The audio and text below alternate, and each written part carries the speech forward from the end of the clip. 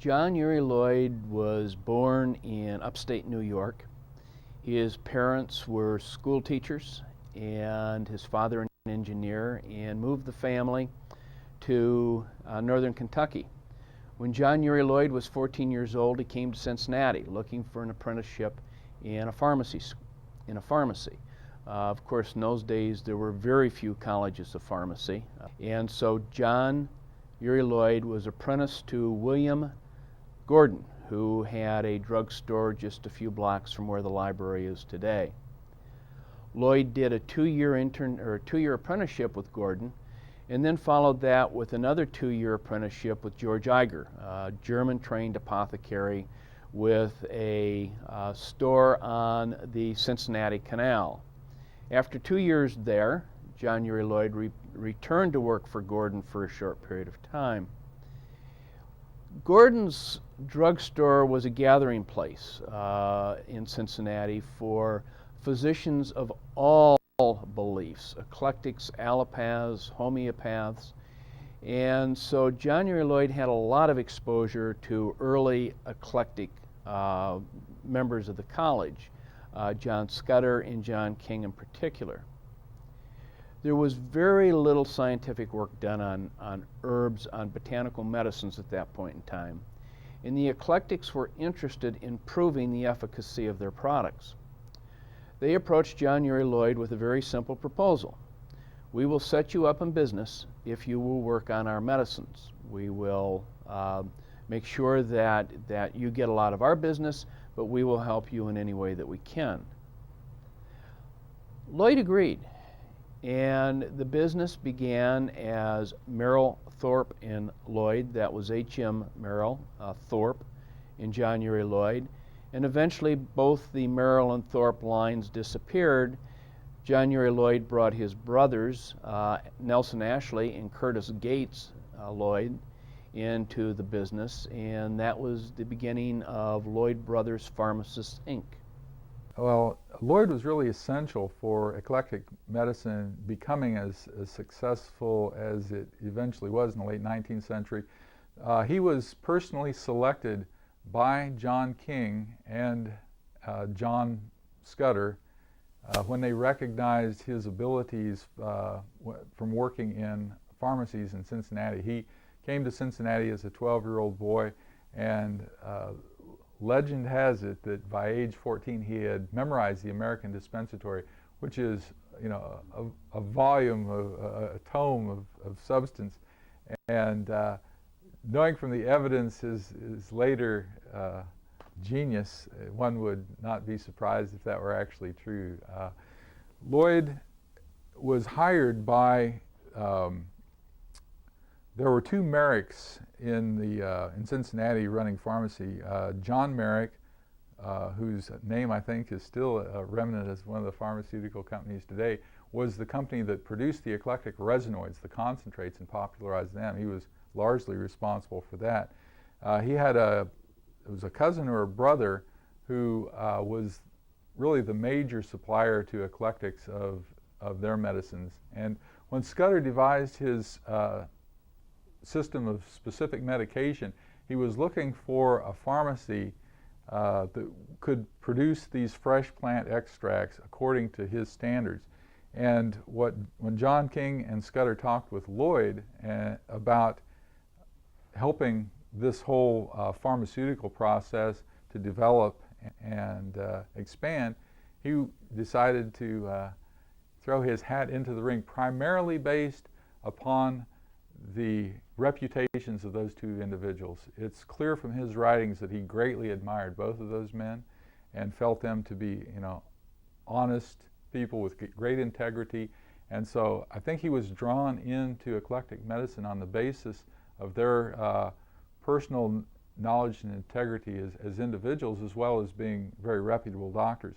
So when Lloyd started working for this one company of Merrill that had been taken over by a man named Thorpe, eventually he rose so quickly through the ranks that he became a partner, and eventually and his younger brothers came along and got training as apothecaries or pharmacists. They were drawn into the business and bought out the other partners, and by about 1880 it had become the Lloyd Brothers which existed as such until it was sold in 1938.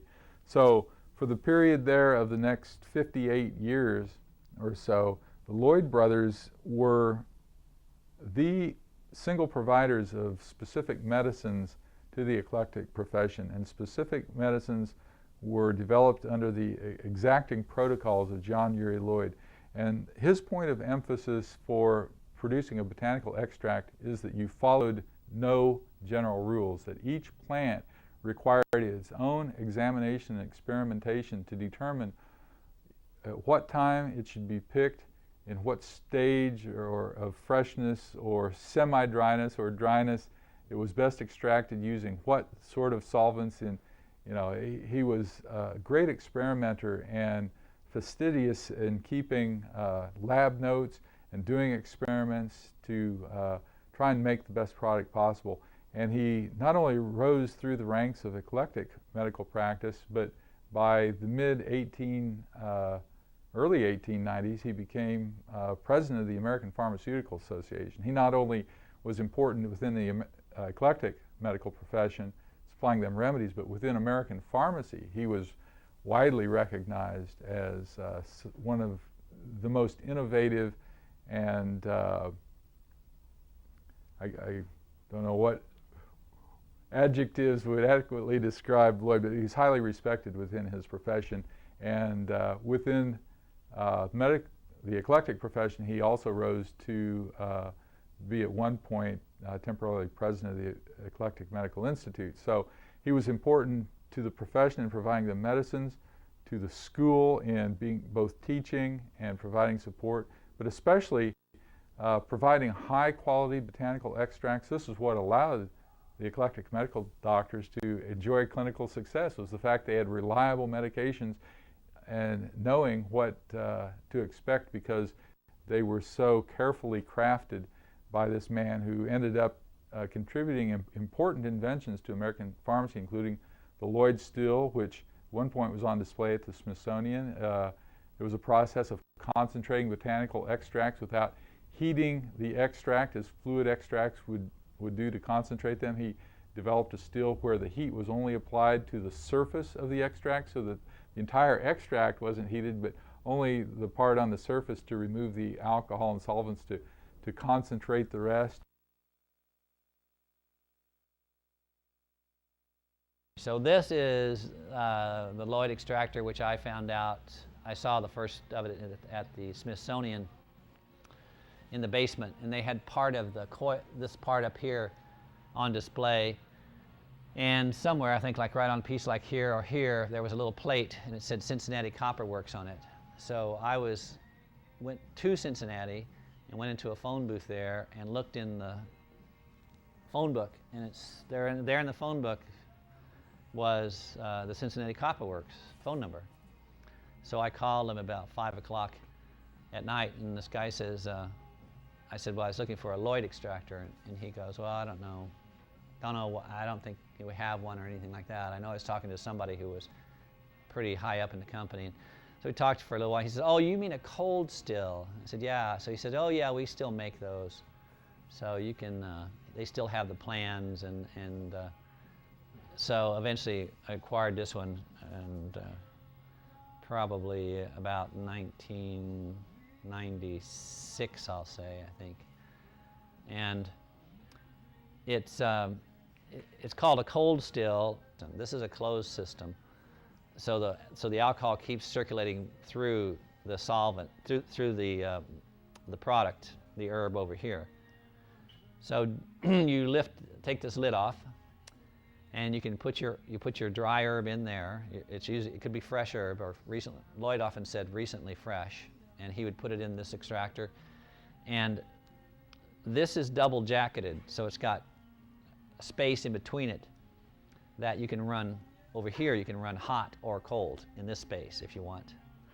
And the same over here, these are double jacketed, and they run hot or cold water through them that does not mix with the herb. So it's just for heating or cooling. And the different valves allow you to turn off different aspects. So basically what happens is, as a quick first overview, is the herb's in here, you put your alcohol on top of it, you let it sit for a while, however long you want to. You open the valve, the liquid starts to come over here and fills up to here, about to this level, is the very top of it. And right here, inside there is a heating coil that's double jacketed that eventually gets filled with hot water, steam. But right on the surface of the liquid, well, actually, this one here is touching the surface of the liquid. And then down here is another jacketed system that just cold water runs into it. No coil per se, it's just double jacketed. Up here, there's actually a coil that sits inside the liquid. So the idea then is to keep this part cold, and just the surface of the liquid is hot enough to cause the alcohol to vaporize, go up, and recondense, and then come down and go back through. According to Lloyd, if you ran something through here 7 times, you essentially exhausted everything that was in the herb. So the idea was to manipulate the temperatures to the best specifications, put in the correct amount of alcohol and water mix, and run it through long enough to exhaust the fluid, and then you had to exhaust the herb, and then you had a specific medicine using this equipment. Each herb was probably different. A lot of them were probably grouped the same, but you'd have different percents of alcohol and different lengths of time for the extraction process. When it's finished, you open this valve and the liquid comes out into the bucket. But you can, the key here is that this part stays cold, where you have the extraction, the liquid extractions coming over here. Only the surface is hot, and we keep this, we added all this packing on there to keep the heat right there. And so the idea is that as you extract the chemicals, the particulate matter, is heavier than the alcohol. So the alcohol is always mostly at the surface where the heat is, and the chemicals are, and the extraction part is always down toward the bottom. So you're not really heating up the actual active portion of the liquid.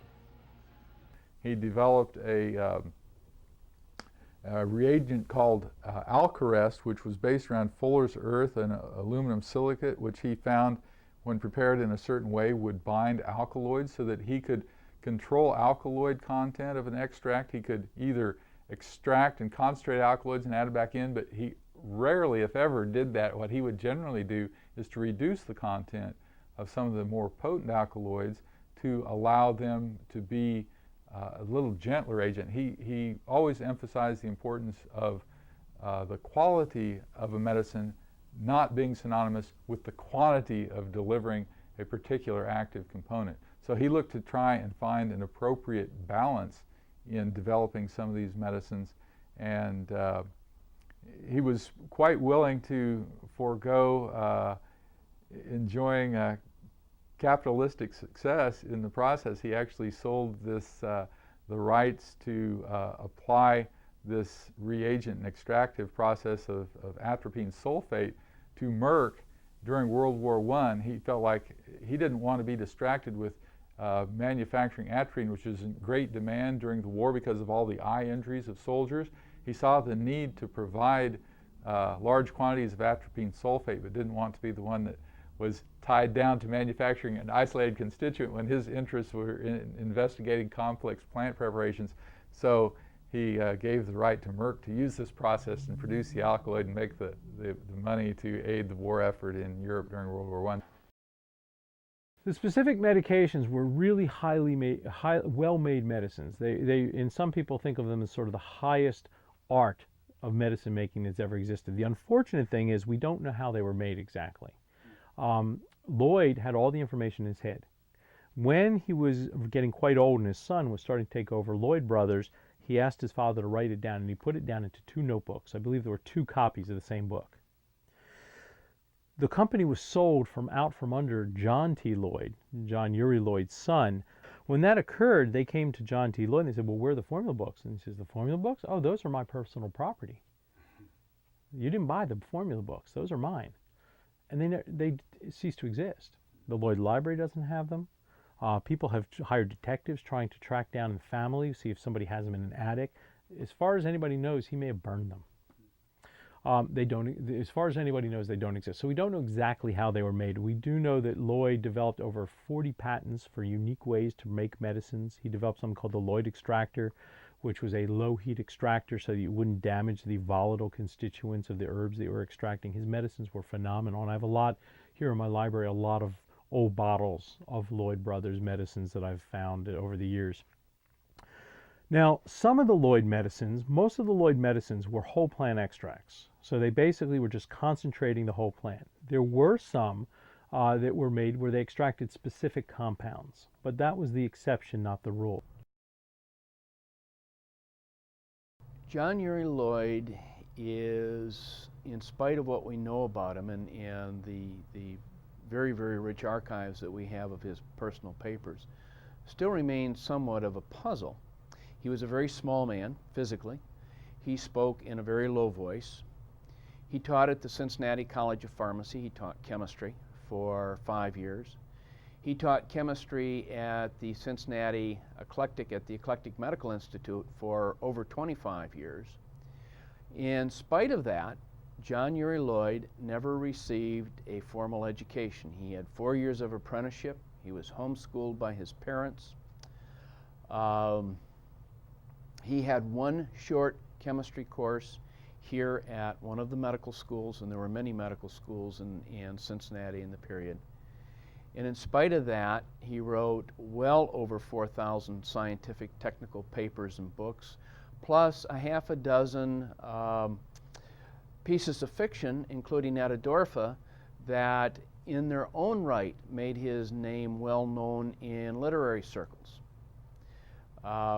He was a very early member of the Sons of the American Revolution.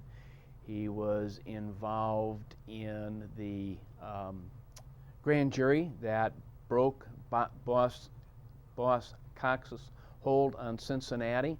So he had multiple interests, including fishing trips with President Grover Cleveland.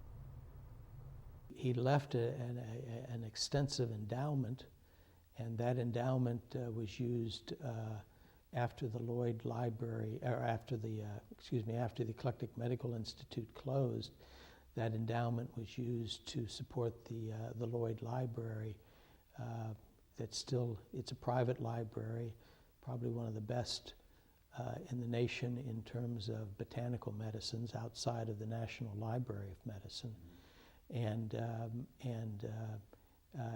it has a staff of about 5, and it's non-circulating, but it has just a wonderful treasure trove of botanical books, and that library is supported by the Lloyd Endowment.